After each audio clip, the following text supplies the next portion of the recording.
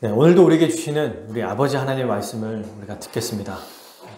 지난 2주 동안 하나님이 받으시는 예배가 무엇인지 배웠어요. 오늘이 세 번째 시간입니다. 하나님, 우리가 함께 주일에 모여서 감사와 두려움으로 드리는 예배를 받으세요. 우리가 모이는 것 자체만으로도 기뻐하십니다. 하나님 아버지의 마음이죠. 근데 우리가 모이기만을 힘쓰고 끝낼 게 아니라 하나님을 더 기쁘시게 하기 위해서 해야 하는 방법이 있어요. 성경이 말해주고 있는 거죠. 첫 번째, 형제 사랑을 계속해야 됩니다. 형제 사랑을 시작하라고 말하지 않았어요. 13장 1절에 보면 계속하고라고 나오죠. continue. 그죠? 계속해야 됩니다. 무슨 말입니까? 이미 신자는 형제 사랑을 시작하고 있는 자라고 얘기하고 있어요. 자매는요, 당연히 되죠. 형제라는 거는 지체를 얘기하는 겁니다. 나를 위해 살기보다 다른 지체와 혹 더 나아가서 불신자, 다른 사람까지 사랑하며 살아야 된다. 근데 스타트, 시작점이 아니고 이미 하고 있는 걸 더 열심히 하라고 얘기하고 있는 거예요. 그게 하나님이 기뻐 받으시는 예배다. 그러니까 우리가 여러분 일주일에 한 번 주일날 딱 만나서 마음대로 살다가 하나님 감사와 두려움으로 예배 드립니다. 받으십시오. 이렇게 하는 것보다 일상적인 삶에서 다른 사람을 위해 나의 재정, 시간, 노력 이런 것들을 행하면서 하나님 앞에 나아갈 때 그 예배가 하나님께서 받으시는 예배가 된다는 얘기죠. 두 번째, 결혼을 귀하게 여겨야 합니다. 하나님의 언약 안에 맺어진 결혼한 부부 안에서만이 기쁨을 누릴 수 있어요. 내 배우자를 위해 정절을 지켜야 됩니다. 내 배우자는 하나님이 내 인생에서 가장 훌륭하고 소중한 사람으로 주셨다는 사실을 믿어야 됩니다. 내 옆에 있는 이 한 사람만 아끼고 사랑하며 살아야 돼요. 그게 결혼을 귀하게 여기는 거예요. 그러니 여러분, 결혼은 사랑으로 이어지지만 그 사랑은 감정이 아니라 뭐다? 의지입니다. 의지. 근데 왜 하나님은 형제 사랑과 그 다음에 성적인 정결을 지키라고 말씀하시는가? 하나님이 받으시는 예배가 뭐다? 사랑과 거룩함이기 때문입니다. 이 두 개는 떼어놓을 수가 없어요. 여러분 한번 생각해 보세요. 만약에 하나님의 사랑대로 형제 사랑을 막 열심히 실천하는데 그 사람이 개인의 삶이 막 성적으로 문란해요. 그럼 하나님이 모르실까요? 아십니다. 이 예배를 기뻐 받으실까요? 아니죠. 뭐라고 말하실까요? 너의 삶 먼저, 너의 일상의 삶을 먼저 잘 살아라. 이렇게 얘기하시지 않겠습니까? 그죠? 사랑과 거룩함은 하나님의 대표적인 성품이에요. 그래서 하나님은 우리가 하나님처럼 사랑하기를 원하시고 하나님처럼 거룩하기를 원하십니다. 거룩이 빠진 사랑은 하나님이 기뻐하지 않으세요. 하나님은 모든 걸 다 아십니다. 우리의 마음의 중심을 보시는데 외적으로 다른 사람에게 아무리 사랑을 전하고 그 사람을 돕고 한들 하나님이 받지 않는 건 너무나 분명합니다. 그러므로 우리는 거룩해야 됩니다. 근데 그 거룩해야 된다는 게 뭐예요? 성적인 정결을 지켜야 된다는 게 먼저 첫 번째예요. 거룩이 뭘까요? 우리가 지난주에 이걸 좀 얘기를 안 했던 것 같은데 너무나 우리가 알고 있는 내용. 거룩이 뭘까요? 응? 그렇지. 예배 시간이지만 박수 한번 보낼까요, 우리? 예수님을 닮아가는 게 바로 거룩입니다. 정확해요. 아주 정확해. 원래 거룩은 하나님의 형상을 회복하는 건데 즉 말은 하나님을 닮는 거예요. 근데 하나님은 우리가 하나님을 닮도록 누구를 보내셨냐면 예수 그리스도를 보내셨죠. 그래서 예수님을 닮는 게 거룩이에요. 이 거룩의 어원은 구별되다 혹은 분리되다는 뜻입니다. 그러니까 이 거룩하다는 뜻은 원래 누구에게만 속한 거냐면 하나님께만 사용할 수 있는 용어였어요. 그러니까 하나님은 모든 피조물과 구별되고 분리되신 분이죠. 즉 우리가 거룩하게 살아야 된다 이 말은 이 세상의 방식과 전혀 다르게 하나님의 방식대로 살아야 되는데 그게 바로 예수님처럼 사는 거예요. 네. 그래서 우리를 하나님은 거룩하게 부르셨고 거룩하게 살도록 말씀하셨습니다. 근데 예수님처럼 살아야 되고 이 세상과 분리 혹은 구별되게 살아야 되는데 우리의 거룩을 무너뜨리고 망가뜨리는 게 있어요. 그게 방금 살펴봤던 성적인 타락인 겁니다. 우리의 거룩을 망가뜨릴 뿐만 아니라 교회의 거룩함까지도 더럽힙니다. 그래서 고린도전서에 보면은 교회 안에 성적인 문란을 일으킨 사람을 치리하라고 나오거든요. 권징하라고. 왜? 그 사람을 내버려 두면 소문이 퍼지고 아 이래도 되나 보다. 점점점 퍼지게 돼서 작은 누룩이 온덩이에 퍼지는 것 같은 이 죄의 확산이 퍼지기 때문입니다. 그런데 여러분,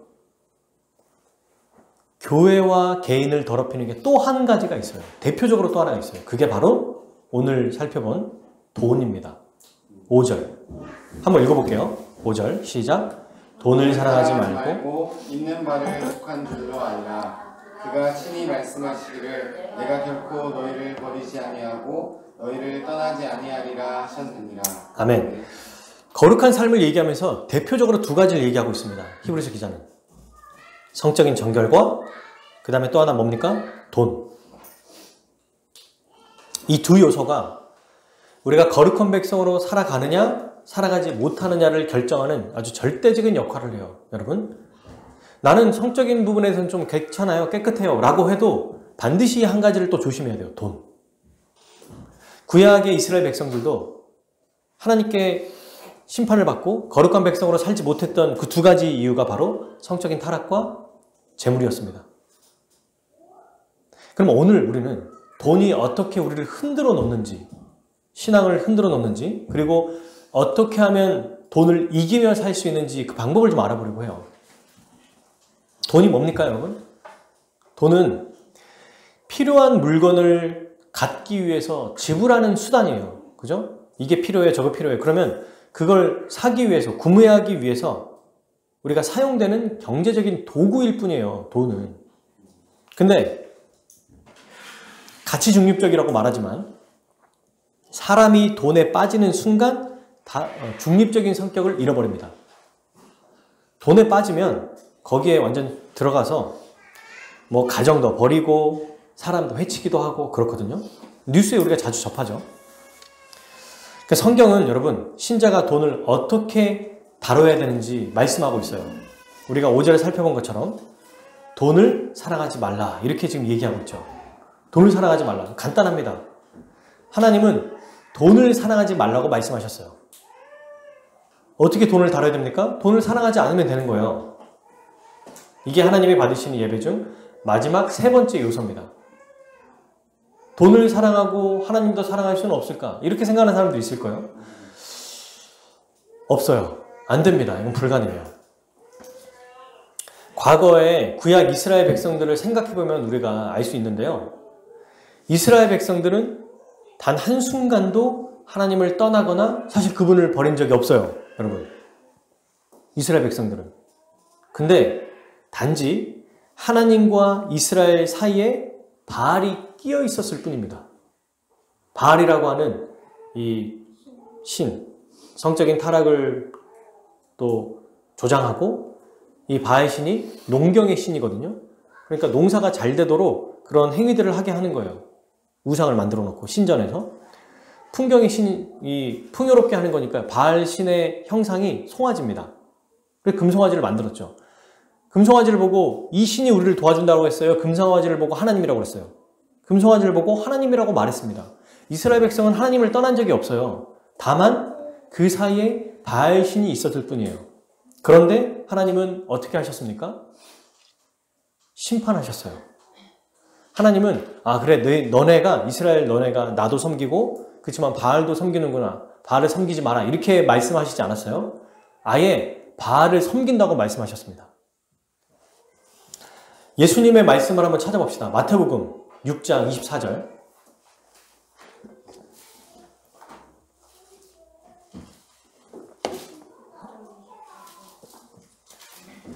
마태복음 6장 24절 한번 찾아볼까요? 자, 같이 우리 찾았다면 함께 읽겠습니다. 자, 시작. 한 사람이 두 주인을 섬기지 못할 것이니 혹 이를 미워하고 저를 사랑하거나 혹 이를 중히 여기고 저를 경히 여김이라. 너희가 하나님과 재물을 겸하여 섬기지 못하느니라. 아멘. 자, 이 말씀을 한번 보세요. 어떤 한 사람이 있는데 예수님 말씀을 보니까 지금 이 사람이 뭐라고 얘기하냐면 이 땅에 살면서 두 주인을 섬긴다고 말합니다. 그러니까 주인이 하나가 아니라 두 개가 있다는 거예요. 지금 이렇게 얘기하면서 이 두 주인이 어떤 것과 어떤 겁니까? 하나님과 재물이라고 얘기했어요. 그러니까 예수님은 이 땅의 재물을 하나님과 대등한 위치에 올려놓으셨죠. 돈을. 세상의 어떤 것보다도 하나님을 마치 대신하는 역할이 할 수 있는 게 재물이라고 얘기한 거예요. 그러면 재물이 그런 능력이 있어서 재물을 하나님과 같은 위치에 올려놨을까요? 아니에요.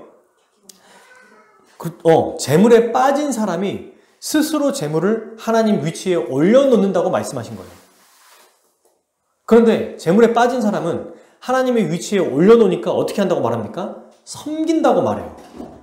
사랑한다고 말하고 중히 여기고 또 섬긴다고 말합니다. 그러니까 재물을 예배한다는 얘기예요. 재물 자체를 빠지면 주인으로 삼고 그리고 예배한다고 이야기하고 있습니다. 여러분, 도구와 수단 따위밖에 안 되는 이 돈을 예배한다고 예수님이 말하고 있는 거예요. 결코 무시할 만한 것이 아닙니다. 하나님의 위치에 있고 하나님처럼 예배하고 섬긴다고 얘기하고 있어요. 이거 어디서 본 장면 아닙니까? 우리가 이제 막 예수님을 믿고 회심한 신자가 회심하기 전에 모든 죄악된 것을 버리고 예수님을 따라가는 장면과 똑같아요, 지금. 소름 끼치도록 제자도의 삶과 정확하게 일치합니다. 그래서 예수님은 우리가 주님을 예배하는 것처럼 재물을 예배한다고 말씀하고 있는 거죠. 왜 재물에 빠지면 사랑하고 경배하고 예배하는 걸까? 재물이 하나님과 같은 역할을 하고 있기 때문입니다. 그런 역할을 할 수 있기 때문이에요. 자, 예를 한번 들어볼게요. 전 세계에서 복권 당첨이 된 사람들을 대상으로 조사한 게 있었어요. 이제 조사를 해봤는데 당첨금을 받은 사람들에게 제일 먼저 한 일, 한 3가지 정도를 조사를 해봤답니다. 그래서 해보니까 첫 번째가 뭐였냐면 뭐였을까요? 자랑한다? 자랑한다. 맞아. 근데 제일 이 사람 당첨된 사람들이 가장 먼저 했던 공통적인 게 있다는 거예요. 제일 먼저 한 게 뭐였을까요? 기부? 야, 우리 예담이는 맞아. 기부하면 얼마나 좋을까? 근데 전혀 달라요. 기부하고 아무 상관없는 거야. 쇼핑? 쇼핑도 할 수 있겠지만 아니야. 마지막. 도망간다? 비슷해요. 첫 번째, 배우자를 버립니다. 아내를 버려. 그리고 두 번째로 형제와 자매, 부모를 버린대요. 그리고 세 번째, 가장 가까운 친구들부터 버리기 시작한대요.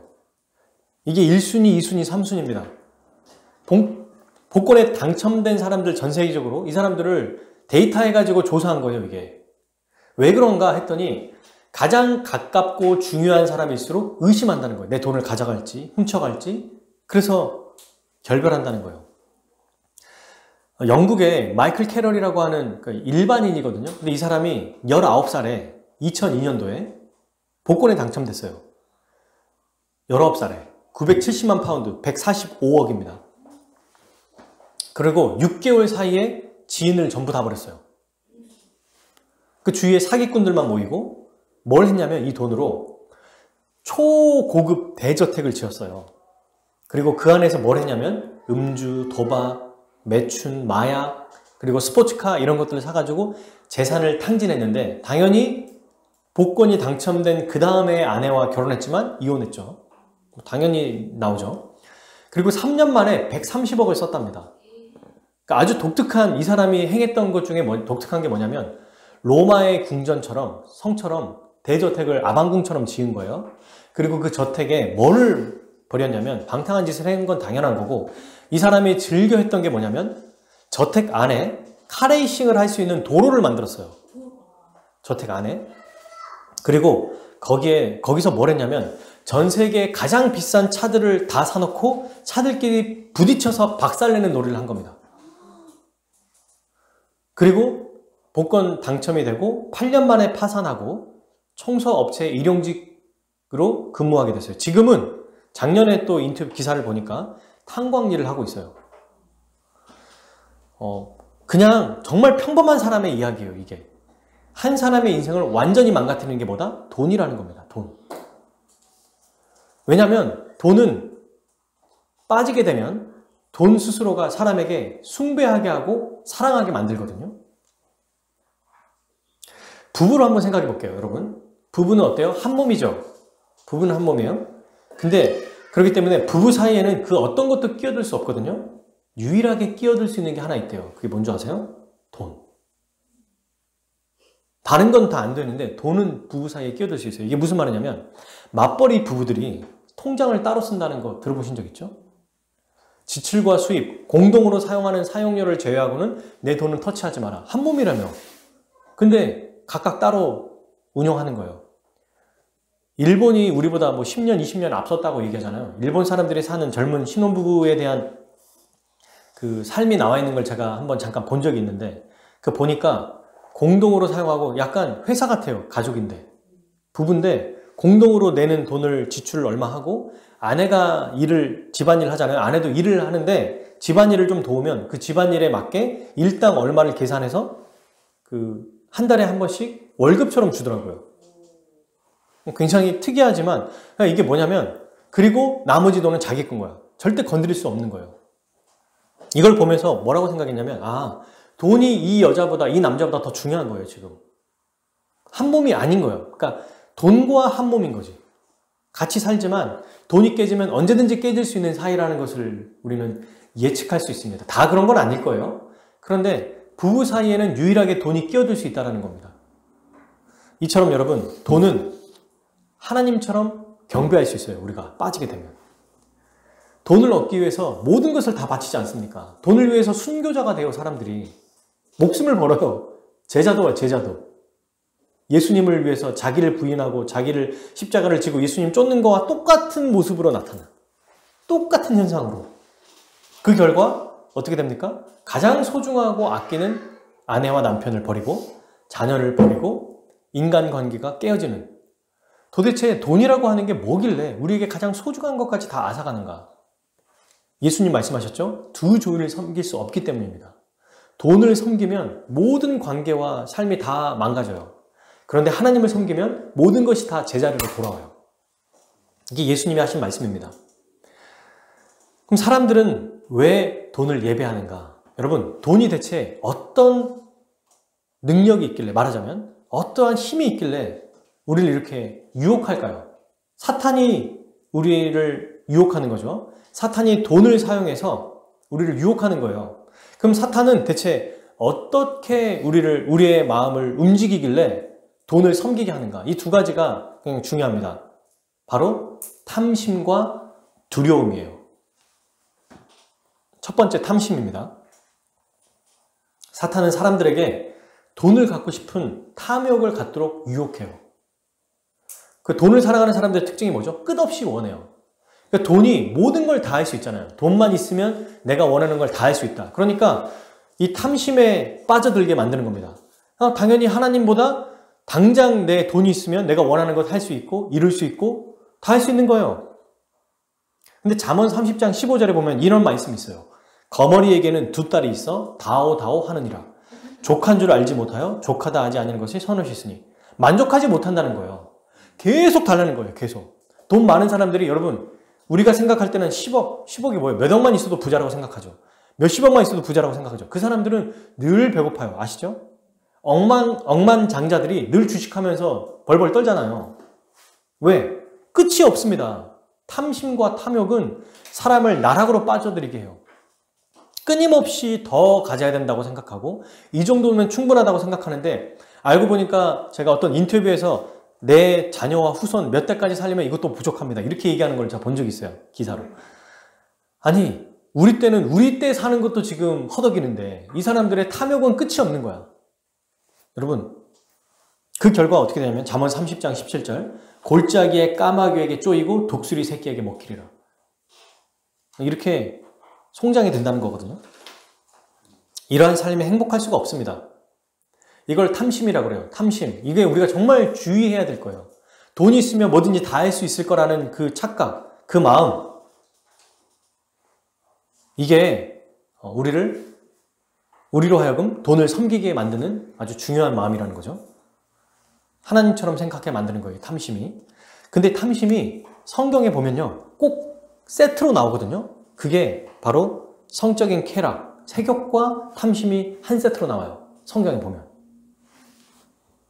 그래서 바울 서신에 보면 골로새서 3장 15절, 그러므로 땅에 속한 지체들을 죽이십시오.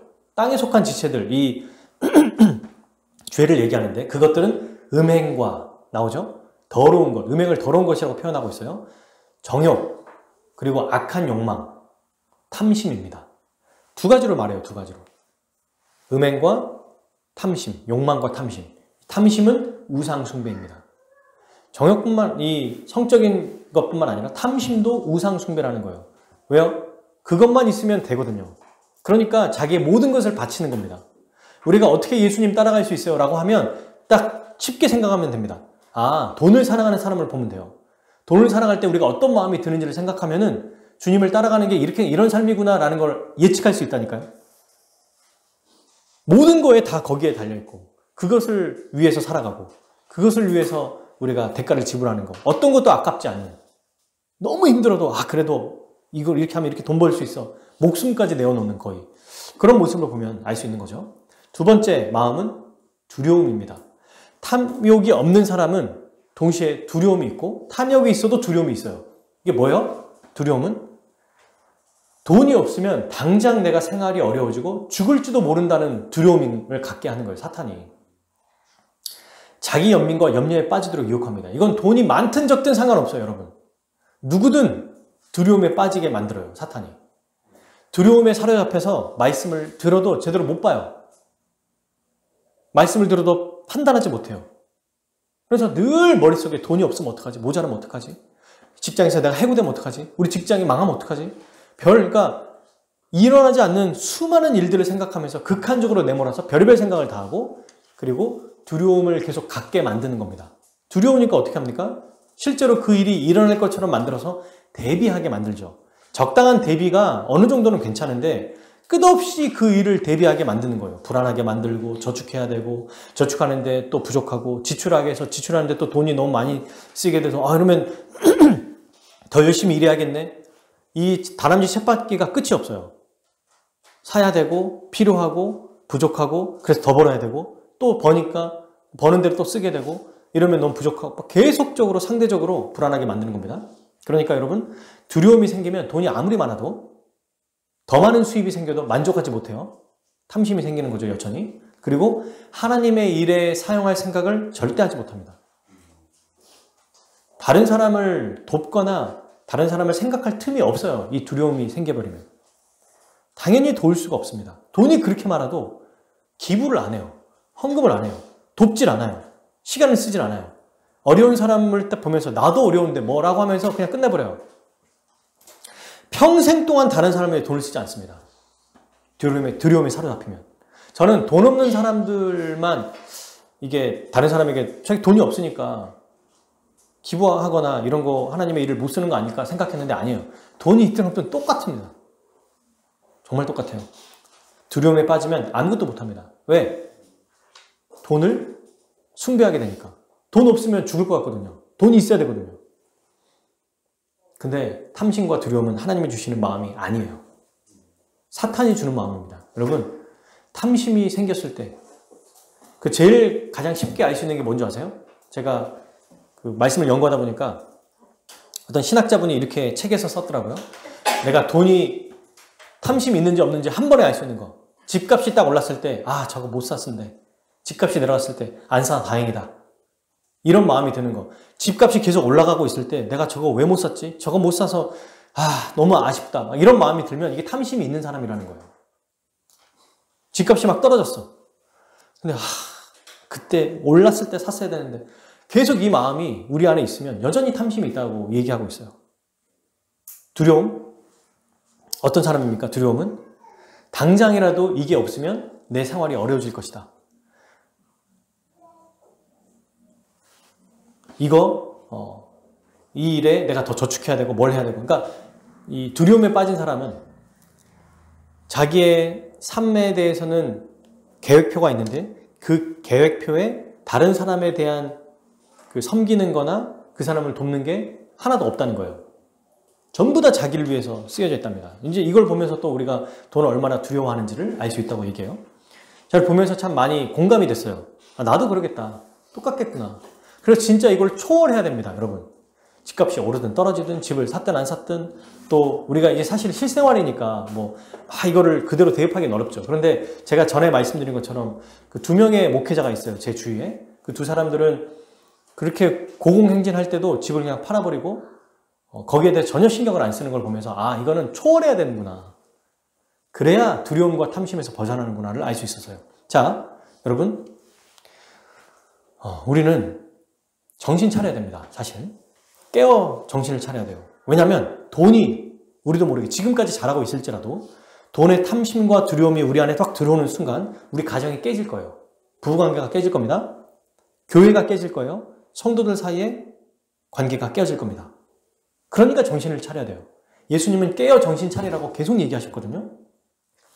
믿음의 유산들이 한 번에 깨질 거예요. 우리 아이들에게 정말 말씀대로 살아야 된다고 막 얘기하는데 실제 실생활에 막 돈을 숭배하는 삶으로 살아간다면 이 아이들이 뭘 배우겠습니까? 그죠? 목사인 저부터 잘해야 돼요. 아이들에게 우리 주님이 우리를 이끄실 거다, 돌보실 거다 얘기하면서도 실제로 돈 없어서 막 정정긍긍대고 막 이렇게 한다면 우리의 삶은 이율배반적인 거 아닙니까? 말과 행동이 다른 거잖아요. 그럼 아이들이 신앙이 자라갈 수가 없어요. 예수님을 믿는다고 하지만 돈이 필요한 거 아니에요? 예수님 믿는다고 하지만 실제로 필요하려면 내가 열심히 일해야 되는 거 아니에요? 이렇게 살면서 아이들이 신앙의 진전이 없어지고 자라가지 못한다는 겁니다. 그래서 우리 스스로도, 우리 먼저도 정말 잘 이 부분들을 우리가 주의해야 됩니다. 자, 그러면 오늘의 핵심이에요. 이렇게 우리가 돈이 위험하고 무서운 걸 알았어요. 사실 이거 가지고도 얘기하고 싶은 게 많지만 돈이 얼마나 우리를 유혹한지는 크게 두 가지, 탐심과 두려움으로 우리가 다 해결됐다고 이걸 정의할 수 있다고 생각해 봅시다. 그러면 어떻게 이제는 우리는 돈을 극복하고 이길 수 있을까를 중요하게 생각해야 됩니다. 세 가지가 있어요. 세 가지. 이 세 가지를 제가 설명하고 마치려고 합니다. 첫 번째, 현재 내게 있는 것으로 만족할 때 가능합니다.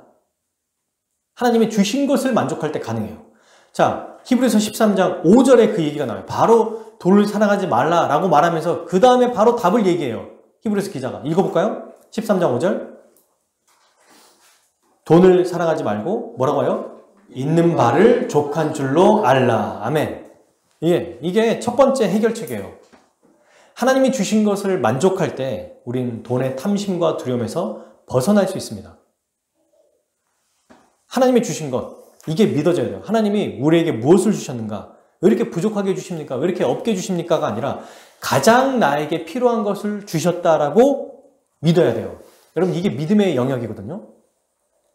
빌립보서 4장 11절 12절에 보면 이렇게 돼 있어요. 내가 궁핍함으로 말하는 것이 아니라 어떠한 형편에든지 나는 자족하기를 배웠노니 나는 비천에 처할 줄도 알고 풍부에 처할 줄도 알아. 모든 일, 곧 배부름과 배고픔과 풍부와 궁핍에도 처할 줄 아는 일체의 비결을 배웠노라. 굉장히 멋지죠. 이걸 쉬운 성경으로 번역하면 이렇게 돼요. 내 처지가 힘들어서 이렇게 말하는 것이 아닙니다, 여러분들에게. 나는 내가 가진 것에 만족하고 있으며 어떠한 환경에서도 감사하는 법을 배웠습니다. 가난을 이겨낼 줄도 알고 부유함을 누릴 줄도 압니다. 배고플 때나 배부를 때나 넉넉할 때나 궁핍할 때나 어떤 형편에 처해서도 기뻐하고 즐거워합니다. 여기서 핵심이 뭐예요? 자족한 것입니다. 자족하는 자에게 어떤 일이 벌어진다고 합니까? 어떤 형편에 있을지라도 기뻐하고 즐거워한다는 거예요. 여러분, 즐거워하고 있는가를 생각해 봐야 돼요. 내가 가진 걸로 만족해 하는가 아니면 여전히 불만족해 하는가, 이게 중요해요. 이게. 그런데 여기서 왜 우리가 기뻐하고 즐거워할 수 있냐면 하나님은 나에 대해서 가장 잘 아시잖아요. 우리에 대해서 제일 잘 아신다고요. 그러니까 나에게 가장 필요한 것을 주셨다는 것을 믿는 거예요. 자족하는 거는. 자족하는 것 자체가 믿음입니다. 왜? 이것밖에 안 되는데 더 필요한 거 아니야? 더 주셔야 되는데 이거 모자란데 주님 주셔야 되는데 라고 하면 역시 우리 주님이 그거 안 주세요. 안 줄 때가 있어요. 왜 안 주실까요? 그걸 받아버리는 순간 탐욕에 빠지거든요. 우리를 너무 잘 아십니다. 그래서 부유에 처하기도 하고 또 가난하게 처하기도 하고 그 사람에게 맞게 하나님이 주신 거예요. 믿는 신자들인데 신실한데도 돈이 많다? 돈을 잘 관리하는 거예요, 그 사람은. 신실한데 가난하다? 가난 자체가 복입니다. 가난을 통해서 더 주님께 매달리고 주님 앞에 나갈 수 있게 하는 거거든요. 돈이 많은 사람은 그 돈으로 하나님의 영광을 위해 사용할 수 있기 때문에 또 주신 거예요. 각자 다 달라요. 하나님의 영광을 위해 사용할 수 있음에도 돈을 안 주실 수 있습니다. 왜? 그것 자체가 그 사람에게 가장 필요한 거니까. 그러면 여러분, 내게 있는 것으로 만족하는 것은 믿음이거든요. 이걸 믿어야 돼요. 만족할 때 가능하다는 것을 믿어야 되고, 그리고 만족해야 됩니다. 하나님은 우리에게 주시고 주셨다가 또는 주시지 않다가다 이런 걸 통해서 이렇게 주기도 하고 주시지 않기도 하고 이런 것들을 통해서 우리를 훈련하고 연습시키시거든요. 이 훈련의 목표가 뭡니까? 하나님의 목표가. 모든 형편에도 감사하고 즐거워하도록 하는 거예요. 그러니 우리가 때로는 직장에서 승진할 수도 있고 또는 승진하지 못하거나 강등될 수도 있잖아요. 직장을 옮길 수도 있잖아요. 잠깐 쉴 수도 있잖아요. 그러면 그때는 주님 어떡하죠? 날 이렇게 버리셨습니까가 아니라 지금 현재 나에게 이게 가장 필요한 것이군요 라고 생각해야 된다는 것입니다. 이게 믿는 자의 모습이에요. 여러분, 자족이 탐심과 두려움을 물리칠 수 있어요. 그죠? 이게 우리 주님이 말씀하신 거예요. 자족하는 자만이 탐심을 물리칠 수 있다. 지금 있는 것을 얼마나 만족하고 있는지, 얼마나 기뻐하고 있는지를 한번 생각해 봅시다. 돌아봐야 돼요. 우리 스스로 정말 이 정도면 부족한데 더 있으면 좋겠는데 이런 마음이 들 수 있지만 필요하면 주님이 주십니다. 필요하면 허락하세요. 그러니 있는 것에 만족하고 감사하는 것이 먼저예요. 기뻐하는 게 먼저예요. 즐거워하는 게 먼저예요. 그래서 저는 오히려 이렇게 얘기하고 싶어요. 내가 정말 탐심과 두려움에 벗어났는가를 뭘로 알 수 있는가? 즐거워하고 있는가? 지금 주신 것에? 감사하고 있는가? 오히려 이게 더 저는 우리의 탐심과 두려움에 벗어났는지 벗어나지 않는지를 알 수 있지 않을까 생각해요. 두 번째, 하나님의 돌보심을 믿을 때 가능합니다. 탐심과 두려움을 벗어나는 두 번째 방법. 첫 번째, 만족과도 연결되어 있죠. 왜 만족하는가? 하나님이 돌보시기 때문이다. 돈 얘기하면서 그 즉시 5절도 넘어가지도 않아요. 5절, 6절에 말하죠. 족한 줄 알라 하시면서 그 즉시 뭐라고 얘기해요? 그가 친히 말씀하시기를 내가 결코 너희를 버리지 아니하고 너희를 떠나지 아니하리라 하셨느니라. 그러면서 또 얘기하십니다. 우리가 담대히 말하되 주는 나를 돕는 이시니 내가 무서워하지 아니하겠노라. 사람이 내게 어찌하리요 하노라. 너무 멋있지 않습니까? 결코 우리를 떠나시지 않는데요. 자족하는 자에게 우리 주님의 은혜가 더 크게 느껴지겠죠. 왜 자족하라고 말씀하세요? 주님이 도우시니까, 버리지 않으시니까. 그래서 자신 있게 말할 수 있어요. 6절에 그러므로 우리가 담대히 말하되, 이걸 다른 번역 성경에서는 자신 있게 말할 수 있다라는 말로 표현하거든요. 왜 자신 있느냐? 왜 내가 지금 부족하고 형편이 어려움에 처해도 자신 있느냐? 주님은 나를 뭐한다? 돕는 자이시기 때문이에요. 그러니 내가 뭐한다? 무서워하지 않는다. 두려워하지 않을 것입니다 라고 말합니다. 사람이 내게 무슨 짓을 할 수 있겠습니까? 어떤 누군가, 대체 누가 나를 괴롭히고 나를 해를 입힐 수 있겠느냐? 하나님이 함께 하시는데, 이게 여러분 첫 번째와 연결되죠. 자적할 수 있는 또 비결이기도 하죠. 하나님이 우리를 도우시기 때문이에요. 근데 그분이 내가 결코라고 나와요. 근데 여러분 이 원어에 보면 결코가 총 5번 나오거든요. 앞에 2번 나와요. 내가 너희를 결코 버리지 아니하고 결코 너희를 떠나지 아니하리라. 대박이죠. 엄청난 강조입니다. 이게 결코 너희를 버리지 않겠다. 근데 또 결코 너희를 떠나지 아니하겠다. 그러면서 주님은 나를 돕는 이시다. 이것을 믿는다면 여러분 우리가 무엇이 두렵겠습니까? 결국 저는 돈의 탐심과 두려움을 이기는 방법이 정말 하나님을 신뢰하는 것이구나. 하나님을 진짜로 신뢰하는 것이구나. 이걸 깨달았어요. 저는 이 두 번째가 너무 당연한 거고 우리가 당연히 그렇게 하고 있지 않나? 라고 생각했는데 아니더라고요. 두려움이 몰려올 때 여러분 꼭 돈에 대한 두려움만이 아니라 여러 가지 환경이나 상황적으로도 두려움이 몰려올 때가 있거든요. 근데 그때 언제 우리가 이겨내는 줄 아세요? 가장 단순한 믿음. 하나님이 나를 도우시지. 하나님이 다 아시지. 하나님이 나를 도와주시지. 버리지 않으시지. 함께 하시지. 이런 믿음이 이기게 하는 거예요. 단순합니다, 믿음은. 하나님이 나와 함께 하시고 그분이 버리지 아니하시고 돕는다라는 것만 확실하면 이겨낼 수 있어요. 다른 거 찾을 필요가 없습니다. 하나님이 나와 함께 하신다면 어려울 때 어떻게 하시겠어요? 여러분, 우리가 자녀들과 함께 쇼핑을 하러 가요.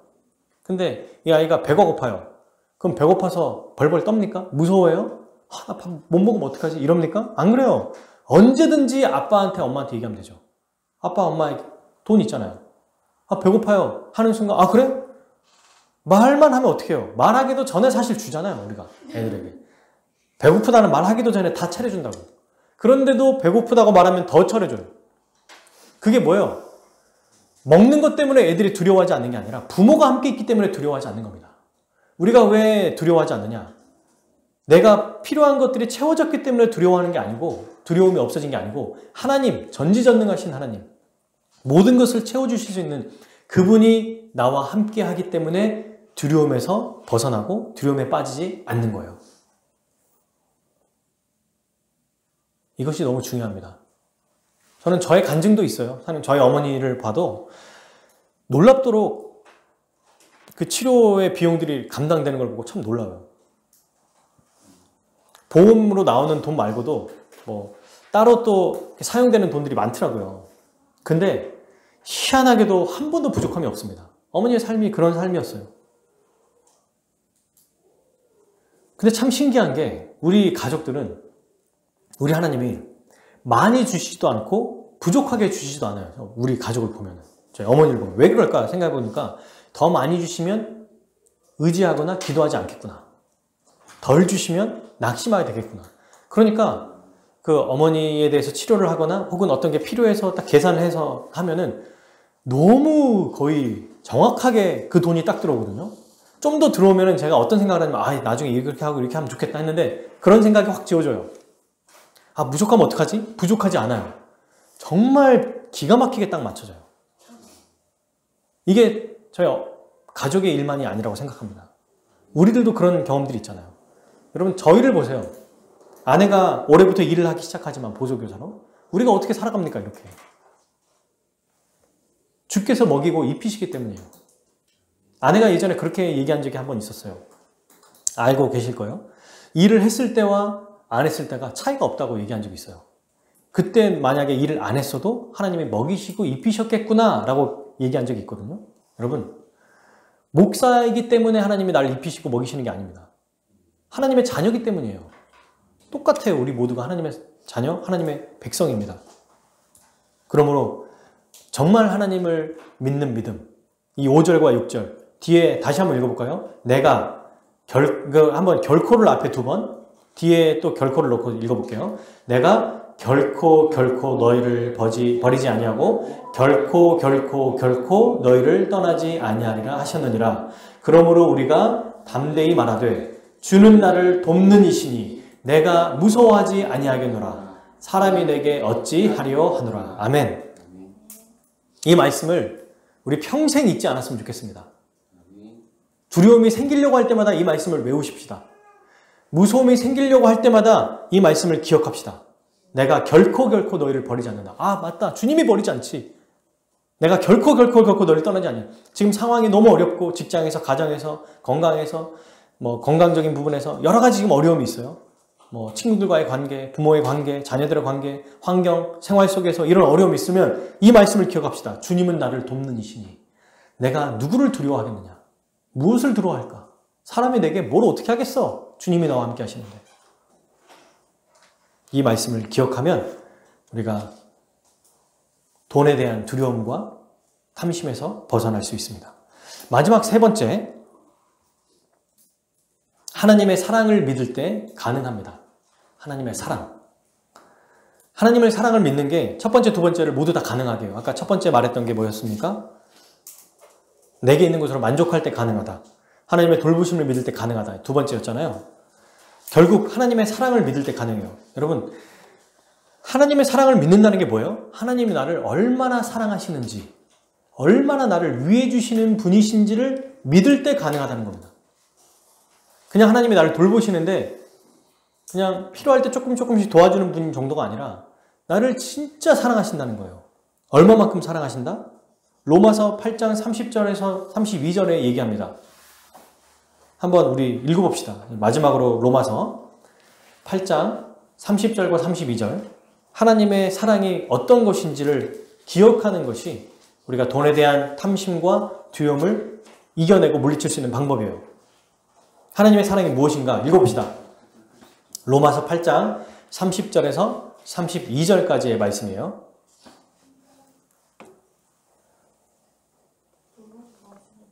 자, 읽겠습니다. 시작. 또 미리 정하신 그들을 또한 부르시고 부르신 그들을 또한 의롭다 하시고 그들을 또한 영화롭게 하셨느니라. 그런즉 이 일에 대하여 우리가 무슨 말을 하리요? 만일 하나님이 우리를 위하시면 누가 우리를 대적하리요? 자기 아들을 아끼지 아니하고 우리 모든 사람을 위하여 내주시니가 어찌 그 아들과 함께 모든 것을 우리에게 주시지 아니하겠느냐. 아멘. 이 말씀도 우리가 꼭 기억해야 될 아주 중요한 말씀입니다. 쉽게 써진 성경에 이렇게 돼 있어요. 하나님께서는 미리 정하신 사람들을 부르셨습니다. 그리고 그 부르신 사람들을 의롭다 하셨고 의롭다고 하신 사람들을 영화롭게 하셨습니다. 이 점에 대해서 우리가 뭐라고 말할 수 있겠습니까? 하나님께서 우리 편이시라면 누가 우리를 대적하겠습니까? 자기 아들도 아끼지 아니하고 우리 모두를 위해 내어주신 분께서 그 아들과 함께 우리에게 모든 것을 은혜로 주시지 않으시겠습니까? 당연히 주시지 않겠습니까? 이 말이죠. 하나님의 사랑은 그의 아들 예수 그리스도를 보내신 사랑이고 그의 아들 예수 그리스도를 십자가에서 죽이심으로 우리를 살리신 사랑이에요. 그러니 여러분, 아들을 내어주신 분이 무엇을 아깝다고 안 주시겠냐는 거예요. 이게 로마서에서 바울이 말하는 의문문으로 물어보는 게 뭡니까? 훨씬 더 강력한 말이에요. 하나님이 그의 아들도 주셨으니 너에게 모든 걸 주실 것이다 라는 말보다 훨씬 더 센 표현. 아들도 내어주신 분이 어찌 다른 것을 주시지 않겠느냐? 그게 가능하겠느냐? 불가능하다라는 얘기죠. 하나님의 그 사랑, 예수님의 그 십자가 사랑이 여러분 이것을 믿으면 하나님의 사랑을 믿으면 하나님이 날 위해 얼마나 큰 일을 행하셨고 얼마나 나를 사랑하신지를 알면은 우리는 탐심과 두려움에서 벗어날 수밖에 없어요. 십자가 사랑을 생각하면 그리고 그분이 그 십자가 사랑뿐만 아니라 아들을 포함해서 필요한 모든 것을 주시는 분이라는 것, 그 사랑을 알고 있으면 우리가 하나님의 은혜에 감사하고 어려움들을 이겨낼 수 있는 것은 당연한 것입니다.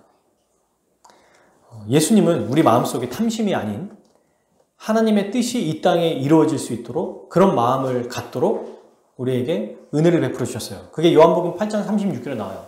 그러므로 아들이 너희를 자유롭게 하면 너희가 참으로 자유로우리라. 예수 그리스도를 통해서 우리는 자유를 얻게 됩니다.